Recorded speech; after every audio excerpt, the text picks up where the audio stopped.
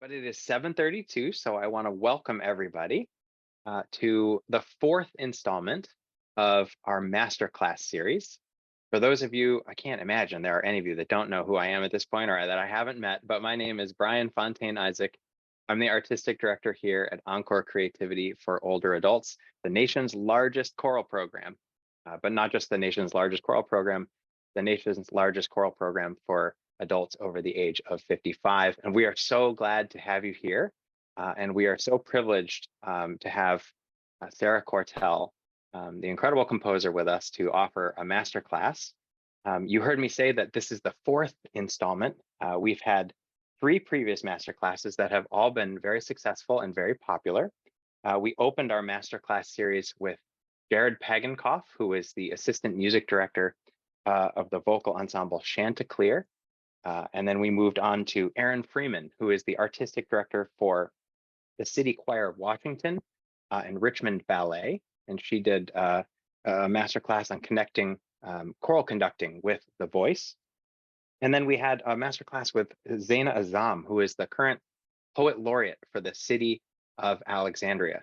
So if you want to hone your singing skills with Jared, or practice your conducting with Erin, or write some poetry with Zaina, all of those masterclasses are available for you on our website for download. All you have to do is register for the event, and you'll be given a download link. They're all currently available, as this one will be as soon as we wrap today. Wow, some more folks coming in the waiting room. Okay. So today we are so privileged, and I'm gonna go ahead and spotlight Sarah here. We are so privileged to be joined by composer Sarah Quartel, and I want to tell you a little bit about Sarah, and then I'm going to turn it over to her. She's going to present for about 60 minutes, and then just as a reminder, as part of the masterclass series, there is a Q&A section, and so I encourage you to use the chat throughout the entire presentation with any immediate questions you have or questions that you'd like to save for the end of the presentation. Sarah's going to keep an eye on that chat throughout, as will I. And then we will do about 30 minutes of Q&A as we wrap up this evening. Tonight, we are going to run from about 7:30 p.m. to 9 p.m. So without further ado, I'm so excited to introduce to you Sarah Quartel. Her Good bio evening, is this. Everyone. Oh, sorry. No, that's okay. I'm just so excited to meet everybody. Her bio is impressive. And I just want to read her short bio to you, which is Canadian composer and educator. Sarah Quartel is known for her fresh and exciting approach to choral music. Deeply inspired by the life-changing relationships that can occur while making choral music, Sarah writes in a way that connects singer to singer, ensemble to conductor, and performer to audience. Her works are performed by choirs across the world, and she has been commissioned by groups including the American Choral Director Association, the National Children's Chorus of the United States of America, and New Dublin Voices. Since 2018, she has been exclusively published by Oxford University Press, and she continues to work as a clinician and conductor at music education and choral events at home and abroad. And I think that there is no better assessment of a musician, of an educator, of a conductor, than when you hear from your friends and your colleagues and they write a review of you. And so there's this beautiful quote here about Sarah Quartel by the artistic director of the Hamilton Children's Choir. And this artistic director of the Hamilton Children's Choir says, Sarah Quartel is a brilliant composer, and she's a brilliant clinician who sees the world and singers themselves more deeply than most. Her pieces have become many of our choir's favorites, perhaps because her music is a reflection of herself, emitting an energy that draws people in. In just a few minutes with our choristers, Sarah had every eye shining with a new sparkle. I think that's a great quote, especially for Encore Creativity, because so much of what we do is build community through singing. And in many cases, the reason we are here making music together is because of the friendships that we've cultivated over the years. And I know just from reading that bio that Sarah feels similarly about the music making process. So tonight, I'm excited to introduce Sarah Quartel, who will be presenting compositions and inspirations. And she'll give us a sense of what it's like to be a composer, what it's like to create some of these pieces we've performed, which now include All the Way Home, Sing My Child, and if you came to the Bedford retreat, Wide Open Spaces. So without further ado, Sarah Quartel, thank you so much for joining us for our Masterclass series, and it's over to you. Thank you, Brian. Thank you so much. Hello, everyone. Such a pleasure to meet you. I can tell we're going to be friends already because with a focus on community through choral making, with a focus of friendship through choral music making, this is the whole reason I am a choral composer, or for these things that I have experienced as a chorister, and hopefully I can have a small hand in help facilitating now as a choral composer. So without further ado, we're just going to sing a little bit. Aha, did you know you were going to be singing? So if you could just ensure that your mic is off. I'd love to hear your voices, but as we all know with Zoom and our mics on, we can't quite get together. The tech is almost there. Yes. So I'm just going to sing a little round that I have written. And call an ear spy. So your first job is an ear spy. And as I sing this for you the first time through, can you ear spy for what season this round is about? Welcome, freshest breath of spring, jewel of change so warm. Wake through slumber still, move us ever on and on. If anybody found, did you ear spy that? Thank you, Faye. Spring, she writes in the chat. If your chat isn't open, feel free to open it now and just respond as we go through this. I have a whole bunch of ear spies for you as we sing together. So the next ear spy, as I go through this little spring round, is if you could please count how many phrases are in this round. Now here's a clue. I breathe at the end of each phrase. So that kind of gives you a little insight into where the phrases are. Count for me, please. How many phrases? Here I go. Welcome, freshest breath of spring, true love's change so warm. Wake those who slumber still, never on and on. How many phrases? Can you type that in the chat? How many phrases? Yes, and I see fingers too. Oh, okay, good. Thank you, Toby. Thank you. 4 phrases in this. So the next thing I'm going to ask you to ear spy, something that I call color words. Now, you have probably been introduced to a thought about this in choral music before. Color words. Words that when we are singing as choristers, really bring out the meaning of the text. Words that you can really connect to, that really evoke a strong image, a strong emotion, a strong feeling. And this is where we get subjective, right? This is where you might find one word particularly meaningful, whereas somebody finds a different word meaningful. So part of this next ear spy is to just see where our friends gravitate towards, what kind of text, therefore perhaps what kind of meaning our friends gravitate toward as we're singing. Have a listen, ear spy those color words. Welcome, freshest breath of spring, jewel of change so warm. Wake those who slumber still, move us ever on and on. Words that really jumped out at you, that you could put in. Warm. Thank you, Carol. Warm. I'm in Canada. I'm in southern Ontario. So you go to Detroit, hop over the border, drive a couple hours.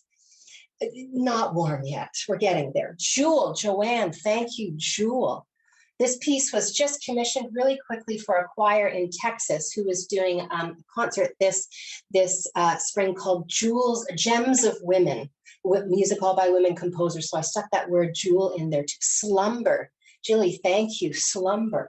All of these words that we find as singers that we kind of we gravitate toward, and it changes how we sing. When we find a word that has meaning, just kind of changes how we sing. Okay, now you get to sing. If you feel so inclined, I'm going to sing one line, and then you get to be my echo, all right?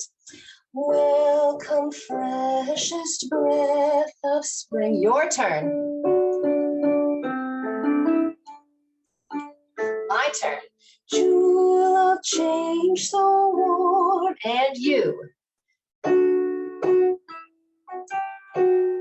And me. Wake those who slumber still. Your turn. Mine. Move us ever on. For you. Aha, each phrase separately.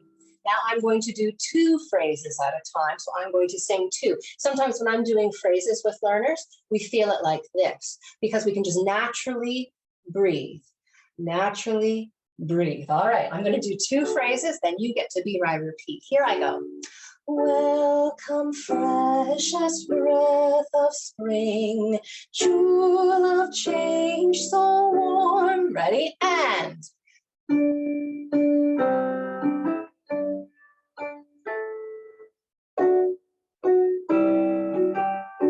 here I go, phrase 3 and 4. Wake those who slumber still, move us ever on and on. Here you go.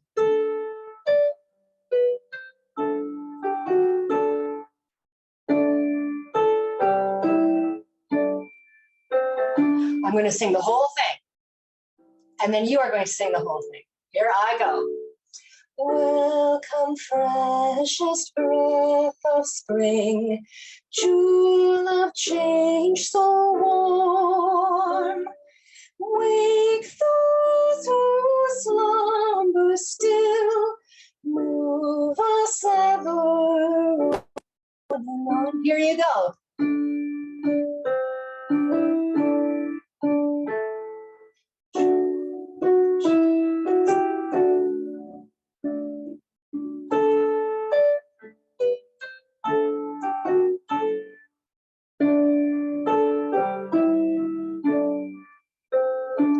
I can't hear you, but I have to give you a round of applause because I can see so many engaged faces, eyes bright, singing smiles in the kitchen. Thank you so much. Absolutely wonderful. Thank you. Well, choral music making brings us together. And this is something that I have experienced since I was very young.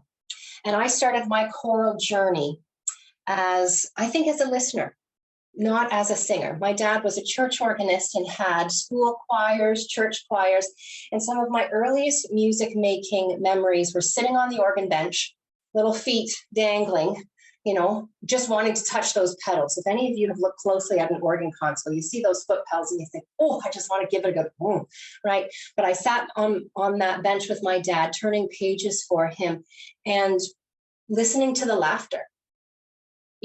Listening to the choral voices, but listening to the laughter from the people singing with him, singing for him as a teen. And from my very earliest memories of having him be a musical guide to me, I remember thinking, this is more than just making music. This is building community and building family. So that's where I start today, as I start with choir as community.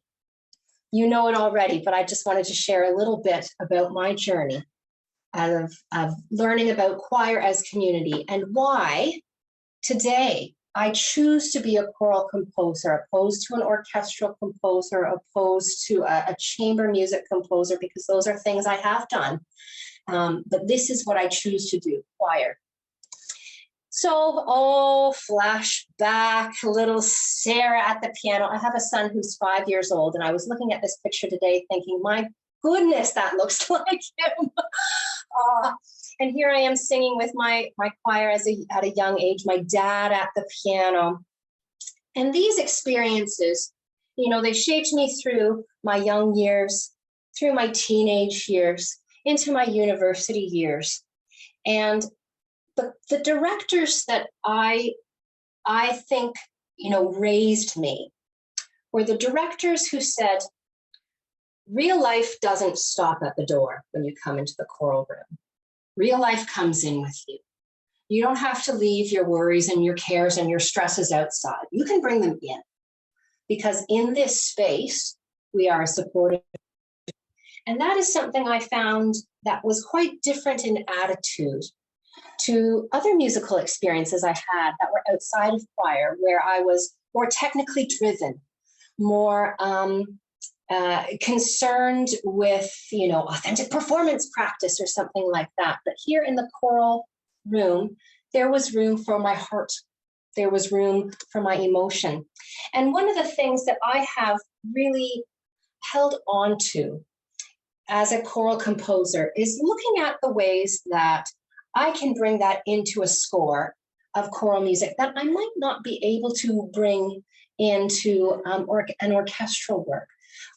For starters, us as choristers, we have words, we get text, we get meaning in that way. And often you'll see in choral scores, composers, we get so descriptive from a place of warmth and openness. I'm not an orchestral player myself, and I'm sure there are some orchestral composers who make very descriptive tempo markings. But one of the things that we get to do as choral composers and choral musicians is almost start with emotion and intent before we go to a single note.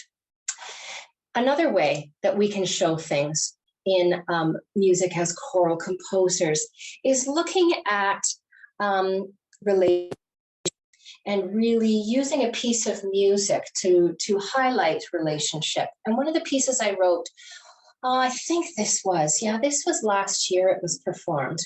And this group was from New York State, and it was for a concert experience for individuals living with Alzheimer's or another dementia, and family and friends. And so it was a concert where this asterisk is actually where concert goers can sing this, if you wish. You, oh, you are my companion.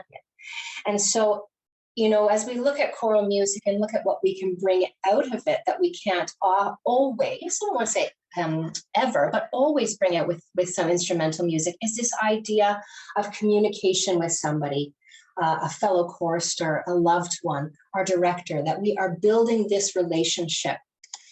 Another one, this might look a little familiar to some of you who got to sing this before. And another thing that I have really enjoyed with choral music making, again, something that I can do, is tell story. So if you're familiar with this one, we talk about singing in the morning and dancing in the day. And through this piece, we get to tell story. The last little thing I just wanted to show you about some of the things that I can do as a choral composer that I truly value is bring in personal relationship. So my husband is a veteran. And one of his friends, Matt, as you'll see, this is dedicated to, spent some time in Afghanistan. And he came home. But he came home deep in thought, deep in reflection, deep in analyzing what he had been through. And so this piece, if you're familiar with this Scottish folk song, of all the money that e'er I had, I spent it in good company. I was able to dedicate it to him. And so this is another example of choral music that can be healing and promote this kind of community that we are looking for, that we get to experience as choral music makers. So I wanted to ask you this question. I showed you some of the things that made me fall in love with choral music: the relationship, the sitting beside Dad on the organ bench, the being able to connect with people through choral music. I wonder, would anybody like to share what made you fall in love with choral music? I have a note from Gloria that she's a soprano too, but so happy that I compose also for alto 1 and alto 2. Not seen this before. Thank you, Gloria. Yeah, a lot of the choirs I grew up in were all upper voices. We call that treble music. So all soprano 1, soprano 2, alto 1, alto 2. And so it's such a pleasure to be able to write for that kind of demographic too. What made you fall in love with choral music? Singing in harmony, Carol. Yeah, that's something I remember as being really captivating for me too. That you can sing in harmony and suddenly you're creating something that you couldn't do on your own. Karen, harmonies, you're a soprano. And just like, oh, there's so many thoughts here. I lost that, Karen. Soprano too as well. Karen, I was a soprano too as well when I was first placing choir. And I say, born a soprano too, die a soprano too. There's something just beautiful about singing that voice that I absolutely love. Gloria, singing songs in different languages. I have experienced that too, and it's so exciting to be able to sing in that another language. Joy and harmony. Thanks, Barrett. Joby, the great feelings of hearing a number of voices raised together, realizing that we were so much better together than alone. Thank you. I needed to hear that. And singing together in one big voice. Joanne, at an awkward age, belonging to a group that was wonderful and creating a wonderful sound. I used to be an elementary school music teacher. That was one of my jobs before I became a full-time composer. And all of those sweet things, many at awkward ages, right? We're talking middle school, 7 through 10, grades 7 through 10. And I found if I got them singing and building relationship, it was a profound way for them to connect at a time when sometimes they pulled back. They really did. But they leaned in the choral classroom. They really did. All right, thank you so much for these other, Marcia, group performing is very exciting and fun. I agree. It's put me on the stage times when I would not have wanted to walk out there by myself. Anita, hearing my parents singing together spontaneously, a beautiful memory, even while annoyed after a challenging day. Oh, I love that thought. Oh, lovely, thank you. Mary Rose, making something by cooperating. Barrett, rehearsals are as much fun as performing. I've had that experience too. And Karen, hearing my soprano one mother in the choir. I sang with my mom for many years. We actually sing in a choir again now, post-pandemic together. And it's such a joy, such a joy. All right, so I'm going to share another little thing here. All right. Thank you very much. If I didn't get to your thoughts, I will read them all. I will read every single one. Inside the composer's studio. All right. So my friends, I have never done this tour before. You are the first to get my post-pandemic studio tour, but because before the pandemic, the room I am in right now did not look this way. This is a labor of love by my husband, who created this studio for me during the pandemic. And here we go. So I'm sitting probably right about here right now. And this is my space. So many composers on their workstation will have a piano keyboard of sorts. Mine there is quite small because it's not necessarily for brainstorming the music. What this little piano keyboard is for is inputting the notes into my note software, which I'll show you my software later and how I put it into my computer so it looks like the published score that you have when you sing. Here's my view, my little bird feeder, and all the things that I find so inspiring, because I'm a composer who is deeply inspired by nature and relationships, which you've probably already figured out from the pieces of mine that you've sung. And so in my space, in order to feel inspired and to feel creative, I need those things. I need the relationship that comes with knowing who I'm writing a piece of music for, as well as these natural elements in and around my studio so I can feel relaxed and inspired. So I thought I'd take you through my compositional process of one work, and it's one I am composing right now. You get the first glimpse. The commissioner has seen part of this, but not even all of this. So this is for a girls' choir down in Texas that I have the pleasure of going to visit in June. So any of you in Texas, hello, I will be in Fort Worth down in June. I hear it will be hot, so my Canadian self is preparing for that, yes. So this goes back to, you know, the relationship piece. When I'm starting a piece of music, I ask a commissioner, what would you like? And this was an academic article that inspired her. Okay, so when I'm starting a commission with research, I read articles, I read books, I read poetry, and this particular article led me to this volume of work. If you are in the mood for an interesting summer read, this is a Finnish epic poem called the Kalevala, and it has an epic creation story and battles and witches and all sorts of characters. But this was the next thing I went to as a composer. I went to research. And from there, after researching this particular book that the commissioner wanted me to have to bring to life through music, I started sketching. Aha, my little chicken scratches. So I read through this book and I was looking, how am I going to create this work? She wants it to be many different movements, many different songs. So I had to look at how I wanted to structure this. And this is what I do with every commission, is that I search for structure first. Because one of the things I learned very early on is if you are creating something and you don't have a plan, if you are in the kitchen and you are attempting to bake a cake and you think, I'm going to start with flour and I'm not quite sure what's going to be next, but I will get there, something goes amok. One of the things that I learned very early on is structure is so important to a piece of musical creation, because it could fall flat if you don't raise high and go low at the right time.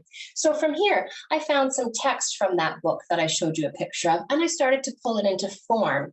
So, this here, I'd like it to be unison. Here, I want to do sopranos and altos. Here, I think I'm going to get some supporting O's in the background. And so it's not just starting with notes, right? Composers go through these processes of finding text, picking apart, changing things, maneuvering things. We don't just start with notes. There is so much behind the notes first. And then we go to notes. So from that point, I get out my staff paper and I sit down with my pencil in hand and I start sketching and sketching and sketching. And it might not always come out the way it looks, but at least I've got a sketch that I've done by hand before I go to my computer. And then the next step for me, after I have some musical ideas on paper, is to, put them into the computer, put them into this nicer notation. And then, of course, I tear it apart again. And as composers, we make revision after revision after revision. This, I think I actually did on a plane. I was flying to New York City a few weeks ago for a gig, and I brought this with me to edit on the plane. So those scribbles go with you as a composer everywhere. 2 a.m, you've got ideas. Out in the community, you've got. So I've always got my notebook handy and my pages handy so I can continue to edit and refine whenever I get the ideas. So from there, I've made my edits, I've made my notes, and here's what it turns out as. This is as close to the finished product as the commissioning choir is going to get. Now, one of the things along the process that I wanted to just play, this is the very inside scoop. One of the things that I do when I am creating a piece of music is I record myself singing the parts. So I can actually hear out loud. Okay, the harmonies that I heard in my head, the harmonies that I played on the piano, the harmonies that I put into the computer program that played it back out for me, do those actually work for the human voice? Because as singers, it has to feel good. It has to be, I'm getting a clap from Brian. I'm a singer first and foremost. And so I want it to feel good in my voice. So it feels good in yours. It needs to be safe for you to sing. It needs to be healthy for you to sing. It needs to be enjoyable for you to sing. So I sing everything that I wrote. You're welcome, Jacqueline.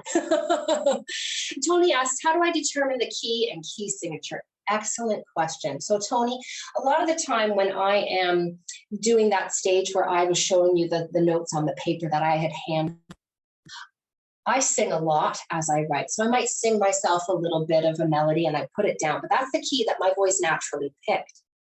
Sometimes my technique kicks in afterward and I think, you know what, if this is for sopranos, it's too low. I need to put it up higher than I would naturally sing it because I have to know enough about your voices and where it would sit. Same for the tenors and basses.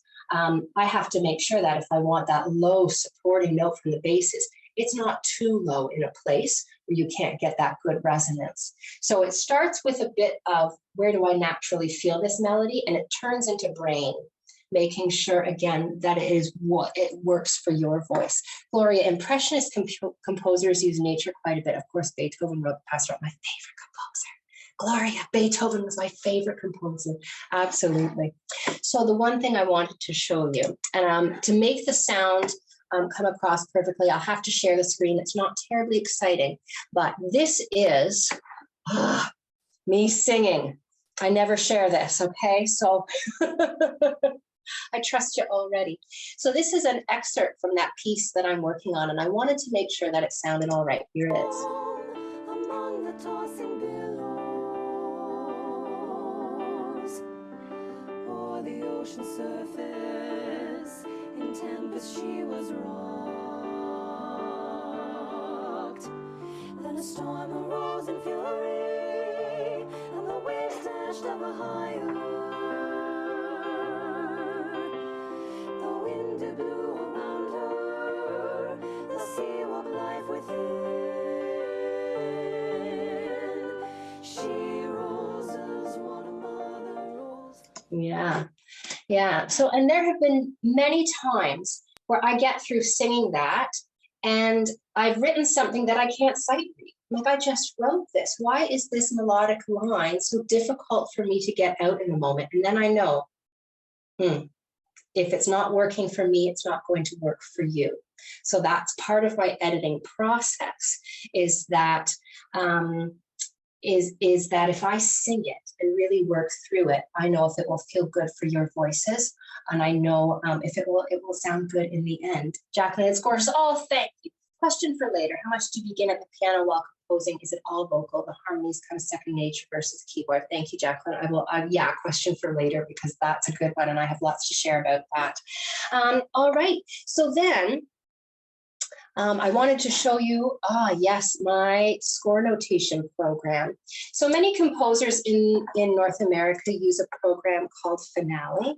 I use a program called Sibelius, which is more common in Europe. I used to use Finale, but I got signed with Oxford University Press, and being a European composer, I had to make sure that I was using their software. So this is very easy. You can see I can change all the notes. I can change I can transpose, I can do all of these things. And so it's very user-friendly, but it is very important, as you know, that you have a legible, readable score. And so much work from a composer's perspective is not just putting those notes on the page, but also creating this product, which is comfortable for you to read, comfortable for you to interact with.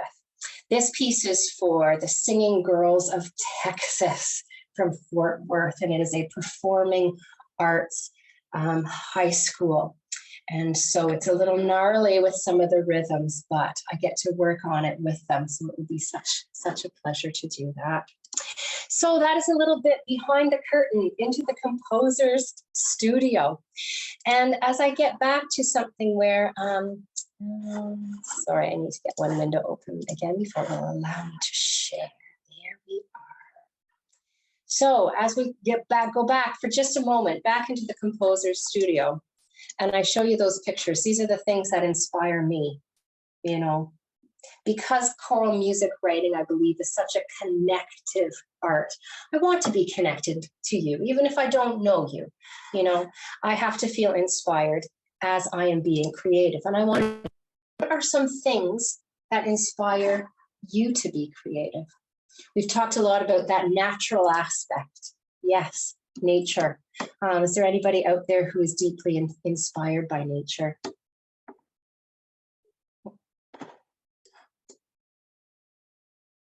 I have an aunt who is a potter, and she has her studio out in the backyard where she can be in the thick of it.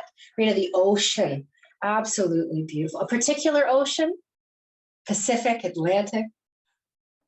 Baking, children, babies. Oh, I love these things. Absolutely. One of the things I'm doing these days when I am not composing is substitute teaching kindergarten. And that is an inspiring thing. Let me tell you. Yeah, I have a singing bowl that I bring in and I play for the kids, or I bring in my djembe. And you should see them, a little ting, and they're all yours, right? Just a little musical something. And I'm known through the board as the singing teacher. Even if it's not a music class, I'll walk into the classroom and start singing about who's got their boots on properly. Yes, and so it's something just to see kids come alive when music is about them, related to them, real time. Yeah. Trees, listening to the waves is inspiring. Yeah. All of these things that have inspired me as well. And it's so lovely to know that that we can find these things to inspire us too. All right. Thank you Karen, thank you for thinking about harmonies for all voices. Yeah, I've sometimes thought that altos get a little shortchanged. Sometimes you just get a one note, 1, 2, then you go up a little bit, then you go down a bit. Altos, you kind of get stuck sometimes. And it is my goal to unstuck you, to give you've got a full range. Yes, and you can have melodic content. Oh, yes, you can, altos. Thank you. Absolutely. It seems to be written to support sopranos, but seems often not to be very musical by itself. So hard to sing. That's a fascinating assessment. Hard to sing when you're just supporting, right? And that's why I sing every line, because if it's just supporting and not musical and moving and engaged, you're absolutely right. Very difficult to sing. Yeah, Ingrid, inspired by love. Karen, flowers in the ocean. Lovely. Well, my friends, it's time to sing again, but singing together. I have a wee surprise. Same piece, but dun da da da. Now you get to see the music. And I'm going to give you a preview to these questions after, so you know. I'm going to ask, how did it feel not to have the sheet music the first time round we sang? Then I'm going to ask, do you feel you learned it well by rote, or did having the score solidify the learning? All right, just a preview as to what's coming, so you can think about your singing. I'll sing it through once to get it back in your heads, and then we will just all do it together because now you have the music in front of you. My turn first, I'll do it once. Welcome, freshest breath of spring, jewel of change so warm. Wake those who slumber still, move us ever on and on. And a 1 and a here you go. Welcome, freshest breath of spring, jewel of change so warm. Wake those who slumber still, move us ever on and on. So you will see there's a 1, 2, 3, and 4. Those are our phrases, yes, but those are also places where you could start as a round. So sing with me on the round starting at number 1, or start at any time you like, and I will just give us a lovely little bit of accompaniment till we're done. 1 and 2. Welcome, freshest breath of spring, jewel of change so warm. Wake those who slumber still, move us ever on and on.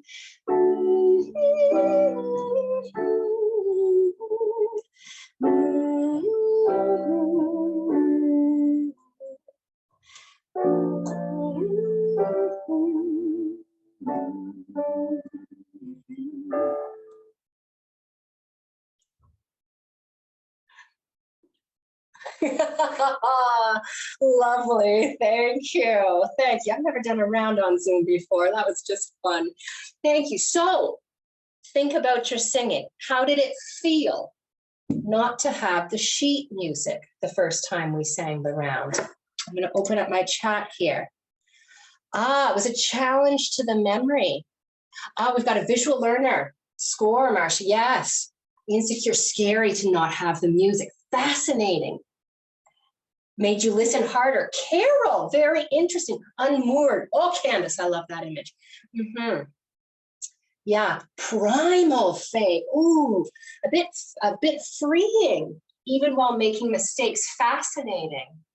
I can see Brian intently said, "Oh, without music, without music." Don't worry, I'm not trying to put ideas in his head. You like having the music. The issue hearing over Zoom, I understand that. It's very challenging. To like to see the music. I needed the words more than the music. Interesting, Tony. Yeah. Karen says, gave a good idea of the melody and the rhythm. Did you have any ahas after you saw the score? Can I show you one thing that I found as an aha when I as a composer? On and on. One of the goals of doing that on and on, if I just did on and on, does that feel like it's moving on and on? Not necessarily. By kind of doing that little motion, I see some heads nodding in agreement. By doing that little motion, my goal with that was to help really illustrate the text. So then when you see that rhythm that kind of looks a little out of sorts, it really makes you remember that text that goes with it. Yeah, Karen, pianist, so having a score is second nature. Martha, by ear you got the notes, but for words needed the visual. Plus the score clarified the rhythm in the third phrase. Interesting. Heather, reminded of how you learned a song when you were young. This is exactly how I teach those kindies, right? Those kindergarten kids, they can't all read language. They certainly can't read notation. And so learning by rote is such a great exercise for them and for our brains too. Having solidified the understanding of music, started singing in after retirement with a gospel choir, did not have sheet music, very interesting, and it worked fine. And she could not read music anyway. Now in chorale, it does really help to have the written music. Fascinating how we can make that jump from even if we didn't read music and joining encore in chorale and having that music. There's so much on that page that is instinct. Yes, that once you really look at it and put that together, it really makes sense, those images on the page. Thought seeing double with those naturals. I love a little modal, right? You get that sound in a lot of folk music, particularly Celtic music. And here in Canada, the east coast of Canada has a very large Irish and Scottish population. I've had friends from Newfoundland that go to Ireland and they're asked, well, what part of Ireland are you from? And say, no, I'm from Canada. Because the Newfoundland accent in that area was so heavily influenced by Irish and Scottish immigrants that a lot of our folk music as Canadians very Celtic in sound. Yeah, absolutely. Interesting to see the key words for into the music form. Yeah, and Nancy, sang for yourself all your life. But only with music since I was 60, so singing by ear is easy. Isn't that fascinating? A little secret about me is that, yes, I took piano as a kid, but I was that kid that would ask sweet Mary, my piano teacher, would you just play it for me? I just want to hear it before I learn it. Decide which piece in the book I'd like to learn today. But my ear was so good, I could then just play it back. So I actually learned mostly by ear as a youngster myself. Yes, such a lovely thing to have. All right. So, my friends, we come to a moment where I have the piece that you are singing together all the way home. So I wanted to talk to you about this piece, where it came from, some of my thoughts while writing it, some of the inspiration behind the work, as well as take you for a little score walk. So if you happen to have your music nearby, and this is just putting it out there, You're welcome to take a peek at it. You certainly don't need it for this. We're not going to sing or do anything like that, but it might just be interesting to see the markings that I've written on the score and compare them to what markings you might have written on the score. So All the Way Home, I'll come back to that in a moment. All the Way Home was commissioned by a women's choir in Radcliffe, UK, just outside Nottingham. And they were having a large anniversary celebrating, I believe, 20 years of their choir. And they wanted to commission a new piece of music that really brought to life their choir's motto. And this motto was friendship through singing, which, as we've talked about, is something that I've experienced and something I believe is so present in choral music, in the right choral communities. So what I did for the text of this, I didn't go to a book, I didn't go to a poem, I went to the singers themselves, and I said, would you please write to me and tell me what your choir motto means to you, friendship through singing. And I'm going to find it very hard to share some of these responses without getting a bit teary because they were so profound. My thoughts are that even after a bad day and perhaps not feeling like coming to choir practice, making the effort is always worthwhile as I feel uplifted and energized after a good sing. Consequently, I don't get to sleep very early on a Wednesday evening as things are buzzing around in my head. So I read all the responses from these singers, and this was the basis for the lyrics of All the Way Home. I wrote the words for All the Way Home, but it was inspired, and you'll see some of the text you might be familiar with come out of these quotes. I once heard a definition of music being the harmony of head and heart. And for me, that comes alive when singing within choir. The harmonies created are so beautiful that they cannot help but flow over into the lives of all the members and produce the feeling of well-being and friendship upon which we build our motto. There is a beautiful power in these songs we sing. Anybody recognize that's almost a direct quote in the song? Yeah.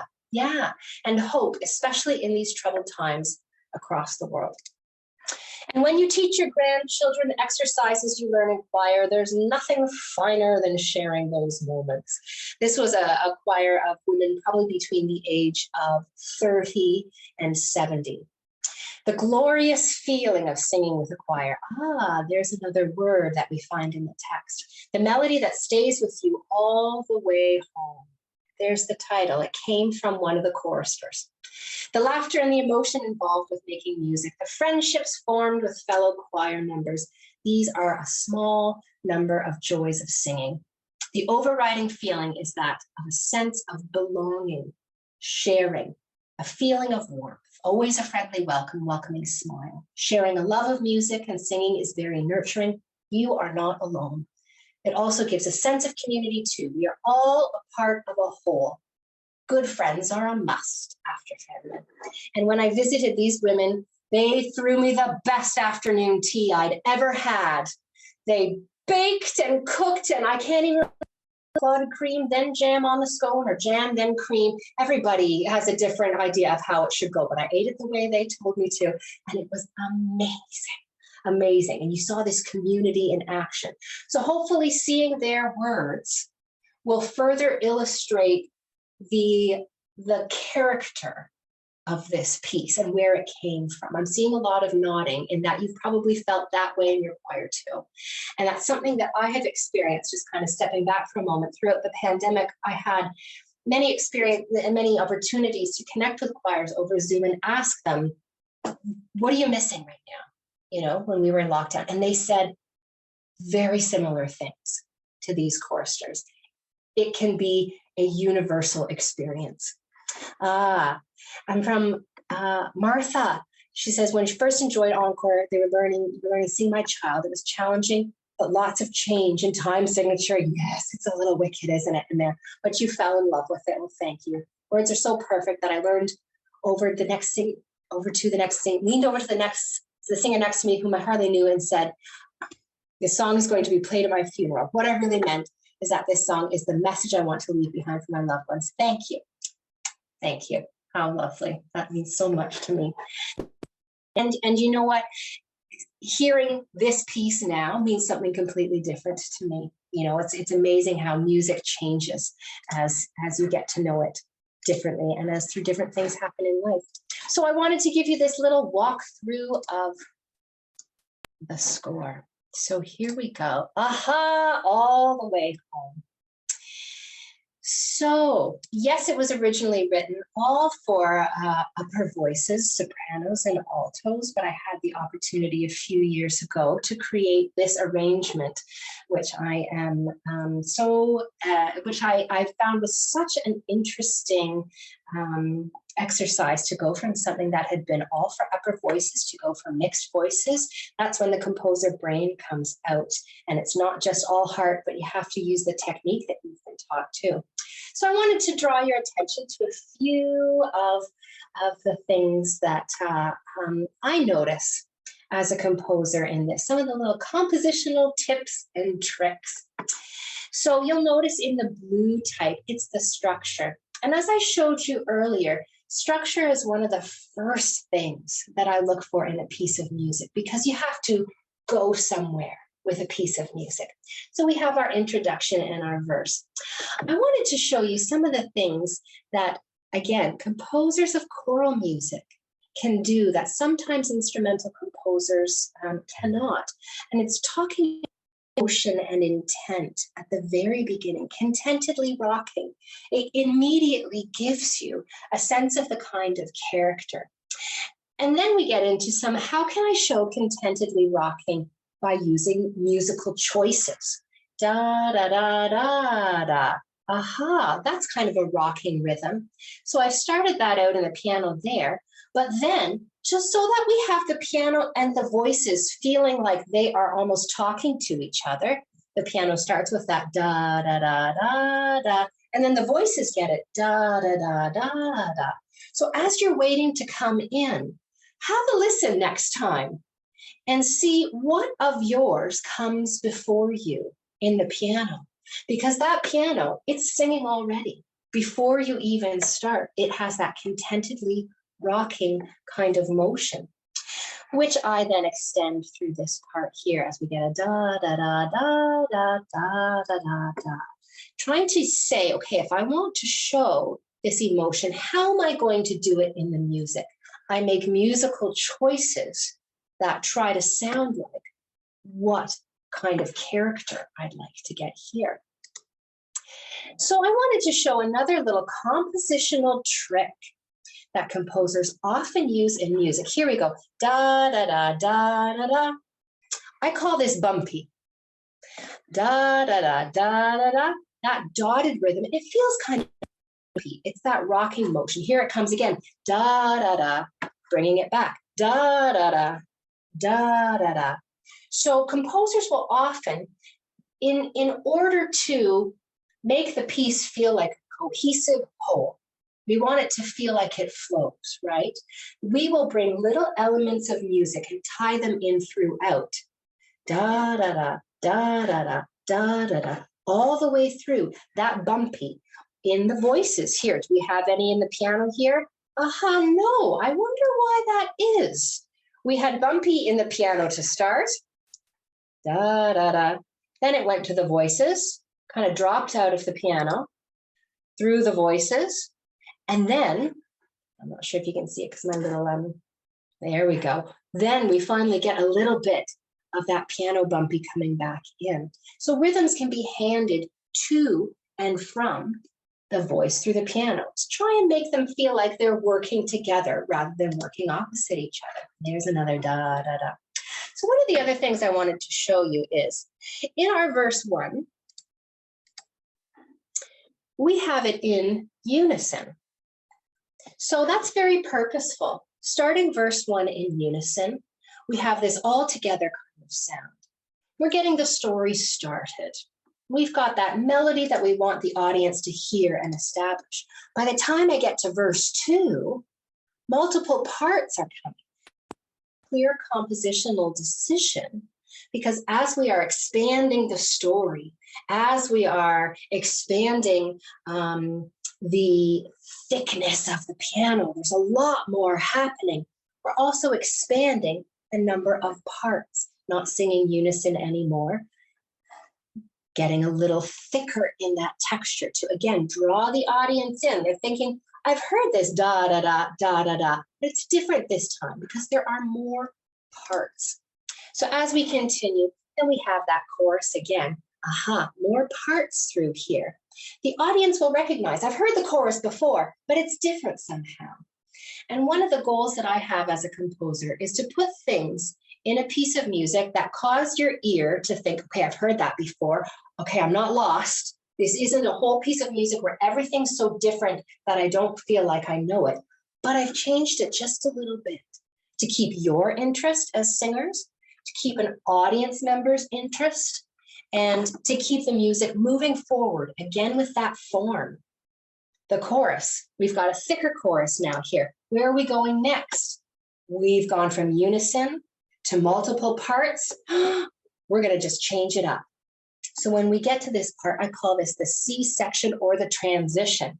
Now, here are our bumpy rhythms. Da, da, da, da, da, da, da, da, da. But this time, to have a little fun, what I've done is partnered rhythms with smooth rhythms. Da, da, da versus da, da, da. And then we have our basses, our wonderful basses. Our tenors are doing it here and our wonderful basses are doing it there. Kind of this handoff, smooth rhythm, bumpy rhythm, smooth rhythm, bumpy rhythm. Again, helping your ear feel like, I know this. This is recognizable, but it is something different in how it is treated. So we've gone through this transition section. And in just about all of my pieces, I have a transition or a C section because we've done verse, chorus, we have to go somewhere new. So we need to move a little bit before we come back to verse 3. And aha, I've come right down again. Unison. But who gets the melody? The lower voices, tenors and basses unite. You get the melody this time. Because yes, we've heard this melody before. Gotcha. Yes, we've heard it in unison before, but we haven't heard it in unison in the lower octave. So again, composers use these tricks to catch your ear, to make you sit up and listen, to keep you engaged. But also, my personal goal is to keep everybody in the choir engaged. Yes, tenors and basses, you get the melody too. Now, one of the things that this verse also brings is a very stark change in dynamics. We've come all the way down to piano. And if you look at the text of this verse, evening brings a shining her ancient anthems from afar, silence below her song in the sky, joyful with harmony, sing me. One of the things that composers often do is what we call text painting. So if we want to really bring out the meaning of these words, here are some of those color words: shining star, evening, silence below, a song in the sky. We really want you to bring out the character of those words and help the audience feel connected to the picture we are trying to create. We'll do it with musical techniques. We'll make it piano. We've made this piano so much thinner. It's kind of slow and supporting you rather than rolling and rocking with you. It's helping tenors and basses create that silence below and that song in the sky. But then we all have to come back for this final chorus together. And we go from that unison, aha, parts are growing, more, more. Oh, there's our da, da, da. Again, we bring it back so that we revisit it all to the end. However, asterisk, this chorus is not the same. This is the big finish, right? So the sopranos are a bit higher this. Altos have a bit of a different part this time. Everybody is doing something just a little bit different, although it's the same musical idea. it's turned on its head a bit. So that signals to the audience, this is the big finish. It gives you, again, something to hold on to. I know this is familiar. But I get to make it shine in a different way this time as we move toward the end. And another reason the asterisk is because all the way home, brighten my path and carry me on, all the way home. It doesn't go where it went before. It's an extension. This star means we're just going to do a little bit more to signal to you, this is the end. We're wrapping up the story.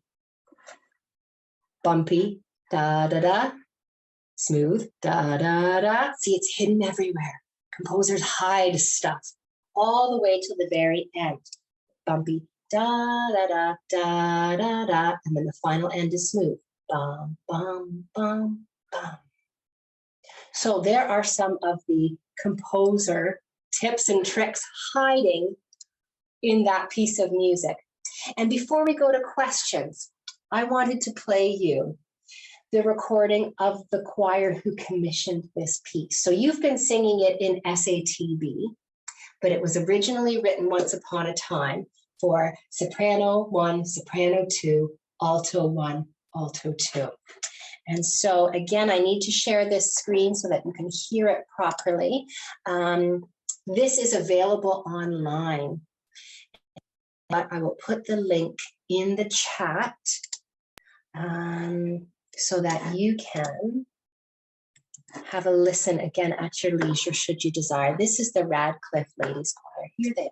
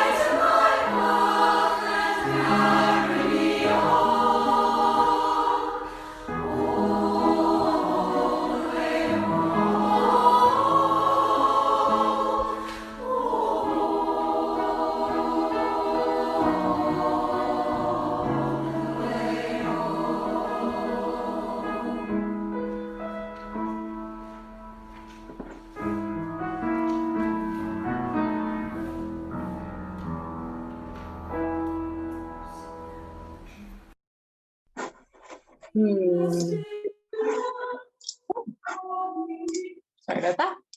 Yes, lovely. Okay, and so knowing that those voices that you heard were the writers of those quotes that we read, talking about their particular experience with their choir.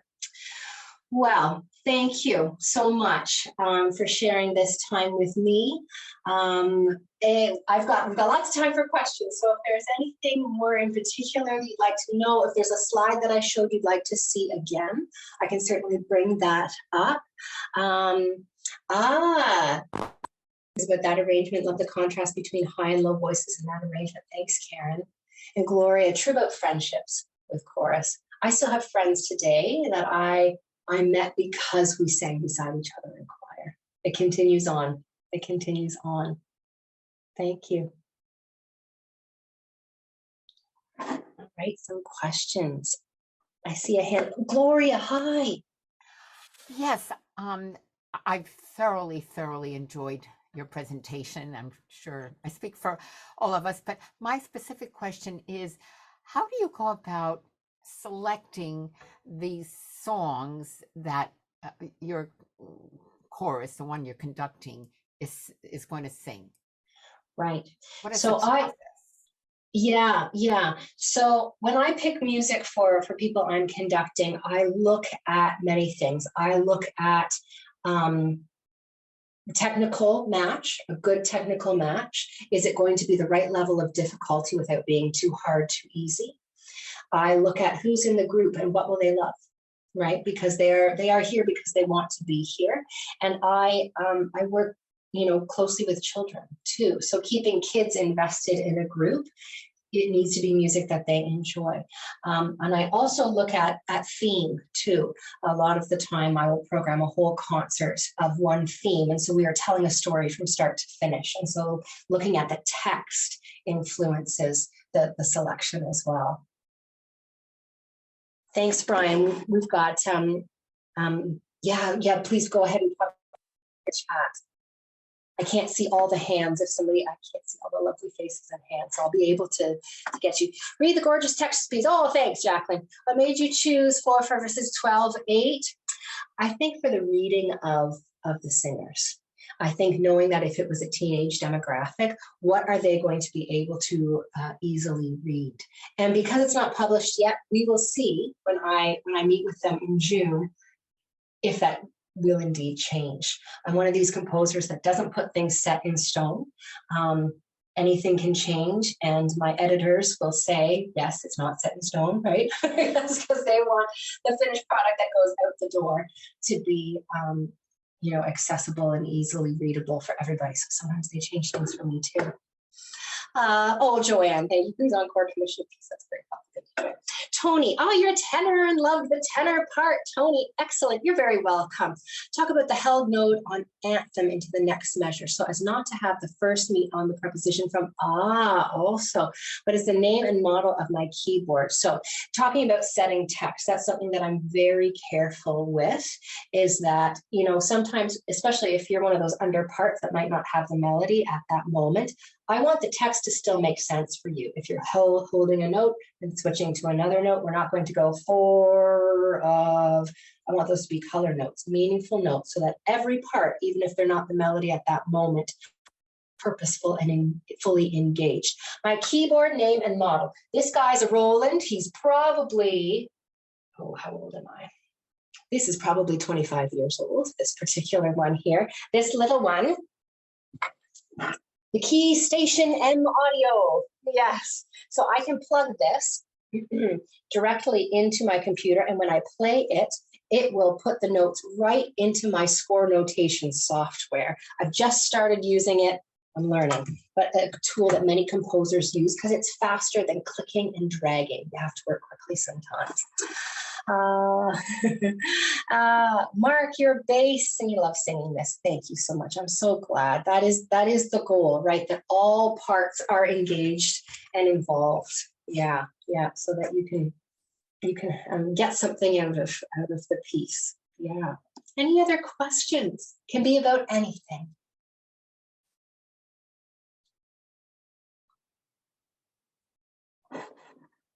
Brian, do I have a preference for open versus closed score? So open score, let me show you a little something here. So here's that one I'm doing for the Texas choir. You'll notice at some points we have this closed score here, right? Because we've got two parts on one line. Yes. And at this point it works because they're singing the same text at the same time. But when you go farther, farther, farther in, it gets a little gnarly, right? It's quite detailed and it will it be harder to read. So it is more about legibility and when I choose how to notate. Yeah. Yeah. Ontario, that's where your luggage went from San Francisco. Oh, thank you. I've been there. I've been there. Let me see some choral pieces. Almost forget some voices. Okay. Okay, that's, yeah. I have certainly sung pieces where, you know, as an alto, you do feel forgotten. Like you don't, you are just the wallpaper. Yes, no, you are not the wallpaper, altos. I'm here to say you're more than wallpaper. Absolutely. Yes. Make sure I didn't miss anything. Okay. Yes, thank you, Jack, for that question. Do I compose harmonies at the piano, vocally, or intuitively? So being a singer, I often sing first as I'm writing, but then I put it down on the page. I very frequently hear the harmonies that should go with a melody as I'm singing it, but I have learned sometimes you need to step out of that gut. Sometimes it's good to go with gut when you're being creative, but sometimes you need to step back and think, am I this harmonic pattern too much? Do I need to change something? How do I need to engage the singers and the audience in a bit of a different way? So I will then go to the piano and noodle around and find additional harmonies that I might not have heard in my head initially, but to play on the piano, I think, oh, that's a change I hadn't thought of. I'd like to try that as well. Joanne mentioned altonize. Can you speak about why so many pieces are so boring for alto lines? My theory is this, Joanne, is that sopranos, if you picture a full staff, grand staff, from the treble clef down to the bass clef, when you have your sopranos up here, and you want your basses here, you want your tenors around here, the altos then get stuck here. And many people believe that altos have a very small range, and to keep it in that very small range, you mustn't do much, right? But to really fill out the chord, you can give altos moving line, and I find that it really enhances that. But it's easier, I find, to make altos boring. You do have to think outside the box to keep the altos excited. How did I arrive at the phrase ancient anthems from afar? I think that was inspired by some of the responses that the choristers gave me. They talked about loved ones who were no longer with them and the kind of support that they received. Choristers, and that's what I was sort of talking about when it's like your personal life doesn't stop at the door to the choir room. It can come in. And in this case, with this particular choir, all of it came in, and this one woman who spoke to me about losing a partner said that she was supported through that in her choral family, and I think that's where that line was inspired from. I've loved all the songs that you have written that we have sung. Thank you. That means a lot to me. What are some chorale pieces, your own or others, that you particularly enjoy, that those of us 55 or older might like to sing? Well, I've actually been commissioned by choirs that are 55 and older, and one of the pieces I wrote for a group nearby was called I Remember.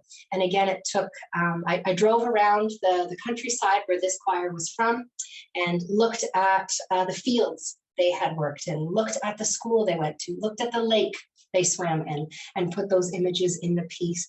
And it was a piece I've heard kids as young as 7 and 8 sing, as well as choristers. And I think the oldest chorister in the choir, the commissioning choir, was 92. So it is a piece that appeals to many people, and so that one might be a good match. Could I talk about roles of dynamics? Absolutely. So one of the benefits of dynamics, I find, if we are going from piano to forte, you've got that crescendo, it helps build momentum and energy. If I'm keeping a line that's all piano, it really helps you as a chorister, again, get across the idea of the text and really capture the storyline. And all of these little musical tricks, whether we're doing bumpy or smooth, these are musical tricks. Loud, soft, piano or forte, musical tricks that we use as composers to help get the story across. One of the pieces I'm working on right now, I wrote it and I wasn't quite happy with it. I thought there's something off. And dynamics are the last thing I do when I'm writing a piece. I put the dynamics in and it completely changed it, turned it on its head, and suddenly it worked. Because I didn't realize, I thought this part was supposed to be like this, it was supposed to be like this. And that completely changed the mood of the piece, changed the character. So dynamics, although sometimes they're an afterthought, they can really have a hand in creating a piece. How involved do you like a conductor commissioner to be in the writing process? Is it generally collaborative for you? It's been very different. Each commission is different, but I love the collaborative process. And many commissions I did, particularly throughout the pandemic, involved the choristers, interviewing the choristers write to me, asking them a question, having them reflect, and they became, that foundational fabric of the piece. Whereas I've had other commissions where I get an email out of the blue saying, I need something for Christmas. Can you write me a Christmas carol? I say, sure. And I submit it. They say, thanks. And that's all. Right? So it depends on the conductor on the other end, the spirit of the group on the other end. But I'm a person who obviously loves a collaborative piece. So that's something that I offer quite frequently. Encore offered a composition course, which you took. Very exciting. Session has been very helpful as you continue to move this. Work with Sibelius. Your little keyboard will be a big help. Yeah, Tony, it's very helpful too. Another thing that might be helpful, Tony, as you're working with Sibelius is a keyboard with a number panel. In Sibelius, this number panel is represented by something you can click and drag, but if you learn and your fingers get used to pushing, well, this is quarter note, this is eighth note, it's even faster to get music into the score. Oh, Marsha, sing my child about one of your children love singing. You know what? I wrote it before I had my son, but I wrote it thinking about my students. As a music teacher at the same school, a little rural school, where the kids in the morning, they came in already having milked cows and plopped corn on your desk and said, don't tell my dad I was out in the field. Thank you, Travis. And I was thinking of them when I wrote that piece because I changed careers from being a full-time teacher to being a full-time composer. I'm only doing teaching very, very rarely. And they were such a formative part of my professional musical life that I wanted just the best for them. But now that I'm a mom, the piece means something completely different. And isn't that the joy of choral music, with text and music that you get to know over time? As you change, it can change for you. Yeah. Regina singing in the Rocks chorus. The music is tempting you to chorale. Thank you. Okay. And say, we've got people who create their own songs. How lovely. When did I begin? Notation? Okay, so I think, when did I begin understanding how to put melodies that I heard or played on the piano into score notation? The dots on the staff. It came slowly. It came over years and years of taking piano and learning to read after Mary would play the songs for me, and then I'd hear them and really working on my sight reading skills first. But I probably started notating the songs at 14 or 15 years old. Yeah, that's when I really started putting pencil to paper. Yeah. Sherry, does the key station, does my little keyboard here transfer the music to a score through Sibelius? So Sibelius is a score writing program. There are free versions of Sibelius on the internet, I believe. This one is the professional version. You saw how big it is, how thick it is. It's quite expensive. But when you press the notes here, it will put it onto the score somewhat accurately. So it's not just a fail-safe, it's a tool, right? For a lot of these programs you'll find, but there are lots of excellent free score software programs out there. If you have a little melody in your head and you want to try to put it down on paper using notation software, there are lots of wonderful free programs out there. Tony's asking, what part of Canada am I from? We went on a concert tour to Montreal, Quebec City. Sora Tracy, excellent, fantastic, right? So I am not from Quebec. I'm not from the French-speaking part of Canada, although we study French from quite an early age in my part of Canada. I am from Southern Ontario. So if you know Toronto here, my city, London, is right here. Ottawa's here, Quebec's there. Yeah, so I am 2 hours from Detroit, about 8 hours from New York City. You know, that kind of orients you to where I am in Canada. And Anne has asked, how long does it take to compose a song? So in my professional calendar, I give myself between 4 and 6 weeks to write a piece of music, knowing that life happens around composing. You know, with a family, with other responsibilities, I need to give myself buffer room. Even though sometimes, you know, I write a song in a day. Sometimes it can come quite quickly. But when the muse is a little slow to start and there's a huge research phase in the beginning of like this piece I'm doing for the Texas choir. I've been working on this since November. And it's not done yet. And it is 5 pieces, so it's large. I'm almost there. But it takes time because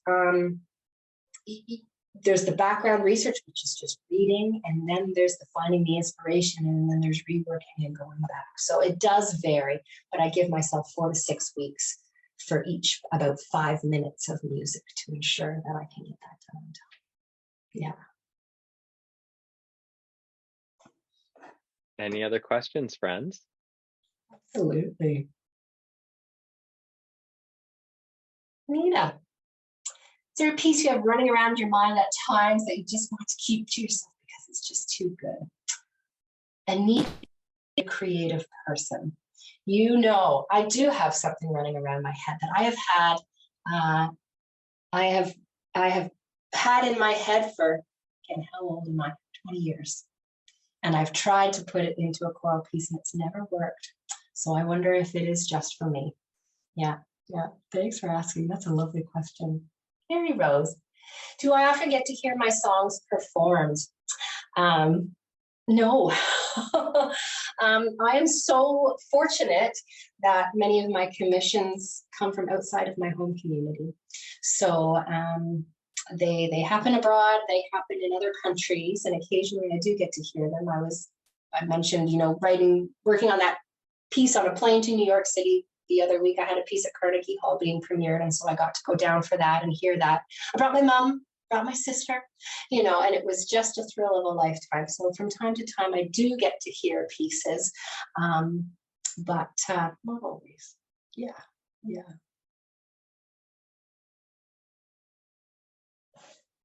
All right, we're coming up to the end of this masterclass. And so, Sarah, I just want to say that was brilliant. Thank you so much. We have so enjoyed the time you've shared with us. We're honored that you spent 90 minutes with us. And you know, as somebody that selected your music for us at Encore, I hope, and I'm actually fairly convinced, seeing the happy faces on the screen, that folks just love singing it. They love singing your music. And I know that for me and for them, likely going into this performance cycle, it'll be a richer experience having had this workshop. So thank you so much for your time. And I've seen so many comments in the chat, direct messages and otherwise, that say, make sure we get to commission. We want to commission with Sarah Quartel. So Sarah, maybe you and I can have a conversation offline, because we would love to commission in general, and your writing is brilliant. I'd love that. I'd love that. I have so valued this time together, seeing smiling faces, engaging questions. Yes, like I said, I could tell we were going to be friends, and yes, we already are friends, Encore. There it is. Thank you, Anita. Thank you. All right, friends, thank you so much for joining us for our masterclass with Sarah Quartel. Could we give a giant round of applause? Bravo. And thank you, Sarah, for your time. Thank you so we much. are so very grateful. Thank Have you. a lovely evening, everybody. Such a pleasure. Take care, everyone. Lovely to meet you.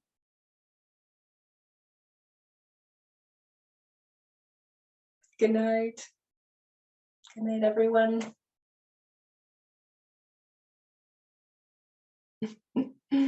Thank you.